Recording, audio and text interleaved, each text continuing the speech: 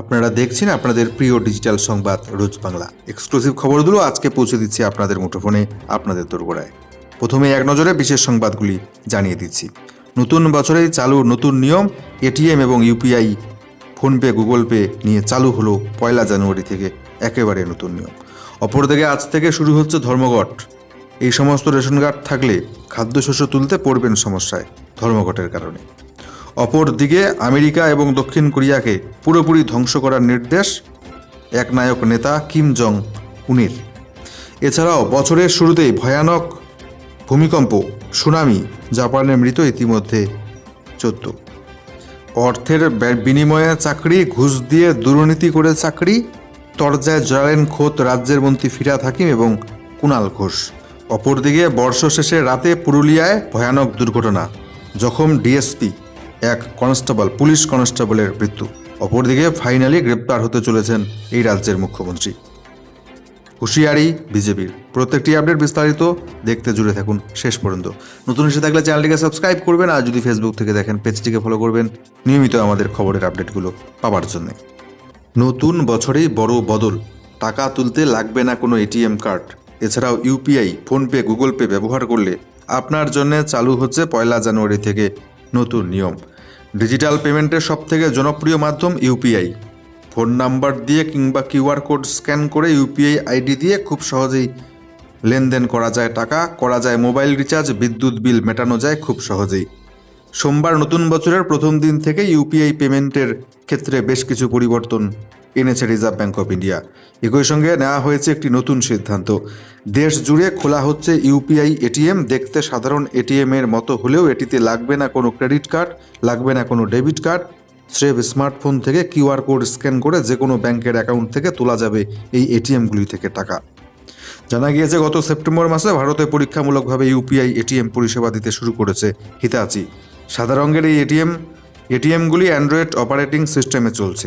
স্ক্রিনে প্রথমে টাকার অঙ্ক লিখতে হবে আপনাকে, তারপর স্ক্রিনে ভেসে উঠবে কিউআর কোড। সেটি আপনার মোবাইল বা স্মার্টফোনে থাকা যে কোনো ইউপিআই অ্যাপের সাথে স্ক্যান করে মোবাইলে পিন দিলেই আপনি এটিএমগুলি থেকে তুলতে পারবেন টাকা। শুধু তাই নয়, এদিন থেকে 1 জানুয়ারি থেকে ইউপিআই পরিষেবায় বেশ কিছু নিয়মে এসেছে বদল। দেওয়া হয়েছে নতুন নির্দেশিকা। নতুন নির্দেশিকায় বলা হয়েছে গত 1 বছর বা তার বেশি সময় ধরে নিষ্ক্রিয় থাকা ইউপিআই আইডিগুলি ব্লক করে দেওয়া হবে।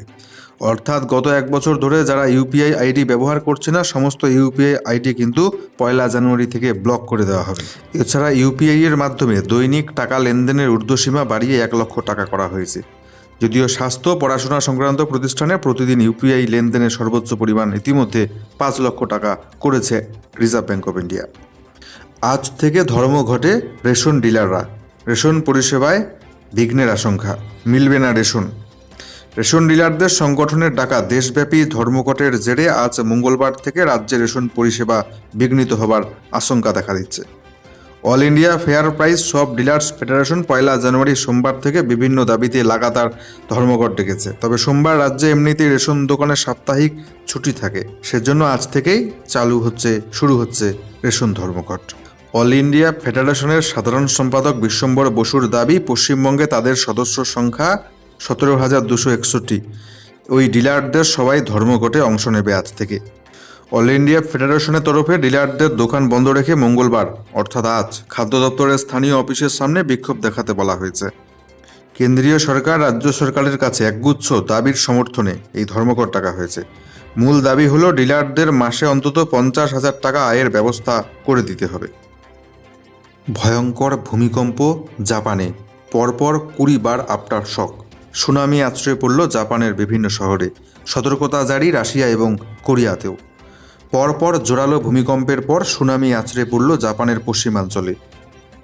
ইশিকাওয়ায় ওয়াজিমা শহরে প্রথম সুনামি আছড়ে পড়েছে। জাপানের আবহাওয়া দপ্তর জানাচ্ছে উপকূলে 1.2 মিটার উঁচু সুনামির প্রথম ঢেউ আছড়ে পড়েছে।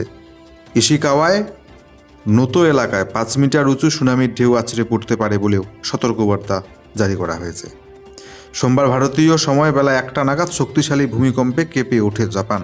রিক্টার স্কেলে কম্পনের মাত্রা ছিল 7.6। ভূমিকম্পের পরেই ইশিকাওয়া, নিগাতা, তোয়ামা অঞ্চলের উপকূলীয় এলাকায় সুনামি সতর্কতা জারি হয়েছিল। উপকূল ছেড়ে জনগণকে দ্রুত উঁচু ভূমি নিকটবর্তী ভবনের চূড়ায় চলে যাবার নির্দেশ দেওয়া হয়েছে। সোমবার তীব্র কম্পন অনুভূত হয়েছে জাপানের রাজধানী টোকিওতেও। ভূমিকম্পের উৎসস্থল ছিল মাটির 50 কিলোমিটার গভীরে। সূত্রের খবর, জাপানে পরপর 21 বার তীব্র কম্পন অনুভূত হয়েছে। জাপানে ভূমিকম্পের পর সুনামির সতর্কতা জারি করা হয়েছে রাশিয়া এবং কোরিয়াতেও। জাপানের একাধিক শহরে ব্যাপক ক্ষয়ক্ষতির আশঙ্কা রয়েছে। ইতিমধ্যে 14 জনের মৃত্যু সংবাদ পাওয়া গিয়েছে। বিদ্যুৎহীন প্রায় 35,000 পরিবার। ঘুষের বিনিময়ে, অর্থের বিনিময়ে চাকরি হয়েছে রাজ্যে। শিক্ষক নিয়োগও হয়েছে রাজ্যে চরম দুর্নীতি। খোদ রাজ্যের শিক্ষামন্ত্রী বর্তমানে জেলের ভেতর বন্দী।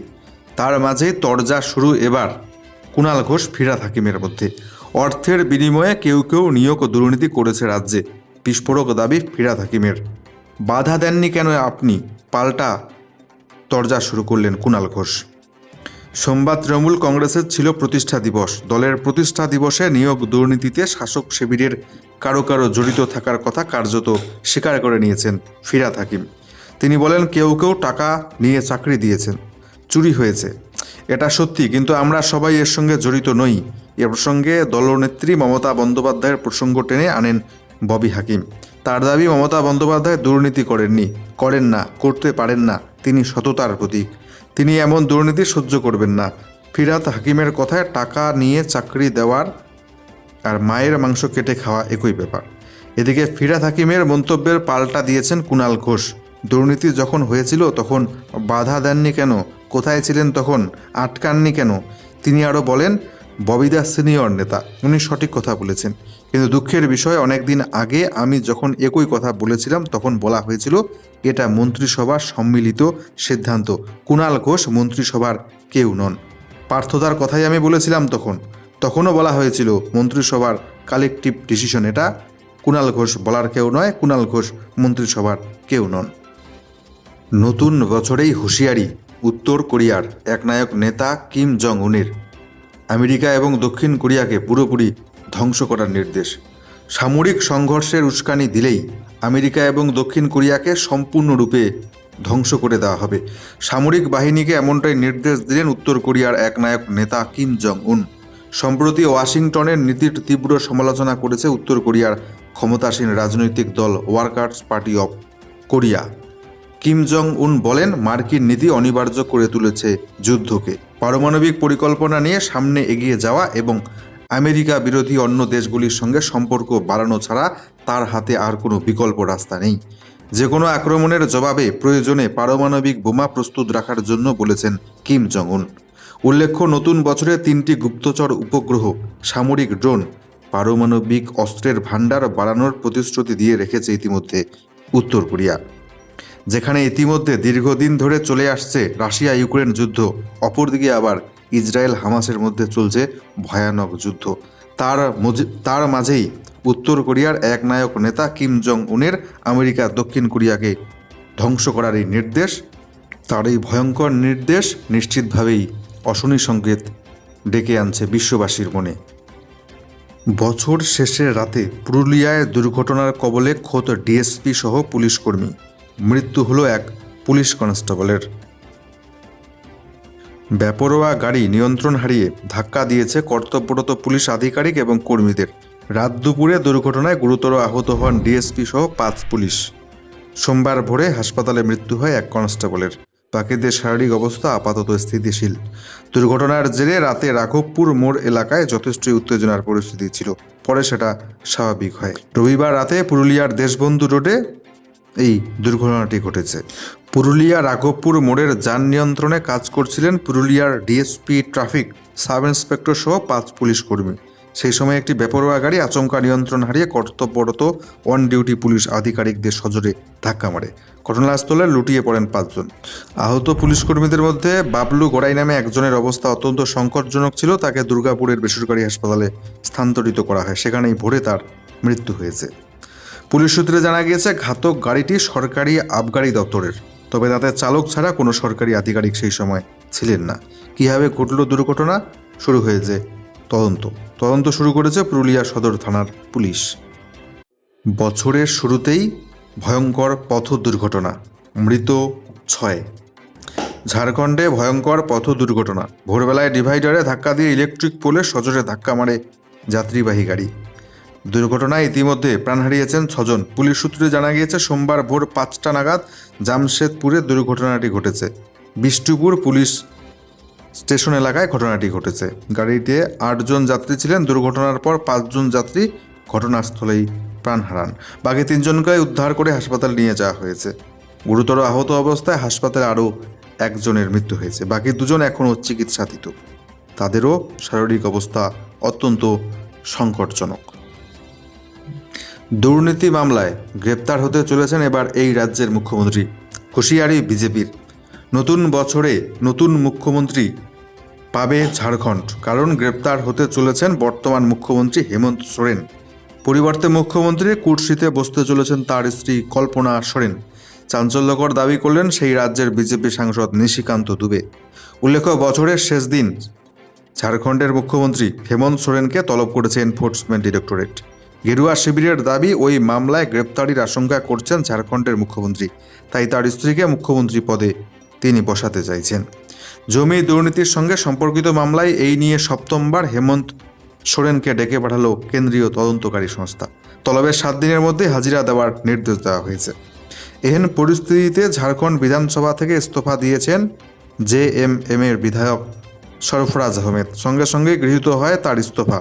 সরফরাজের দাবি, দল এবং মুখ্যমন্ত্রীকে শক্তিশালী করতে তার ইস্তফা। কিন্তু বিজেপির তরফে বলা হচ্ছে অন্য কথা। গেরুয়া শিবিরের দাবি, আর কয়েকদিনের মধ্যে ইস্তফা দেবেন মুখ্যমন্ত্রী নিজেই। সেই জায়গায় মুখ্যমন্ত্রী হবেন কল্পনা সোরেন। নিজের এক্স স্যান্ডেলে নিশিকান্ত দুবে বিজেপি নেতা লেখেন, নতুন বছর সোরেন পরিবারের জন্য কেবল যন্ত্রণাই নিয়ে আসবে। উল্লেখ্য, দুর্নীতির মামলায় অভিযুক্ত মুখ্যমন্ত্রী তার স্ত্রীকে কুর্সি ছেড়ে দিচ্ছেন এমন উদাহরণ রয়েছে দেশে।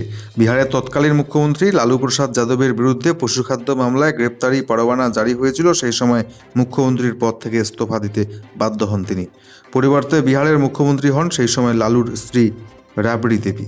এবার ঝাড়খণ্ডেও সেই একই ঘটনার পুনরাবৃত্তি হবে বলে জানাচ্ছে বিজেপি। বিজেপি সাংসদের মন্তব্যের পরে তুঙ্গে জল্পনা।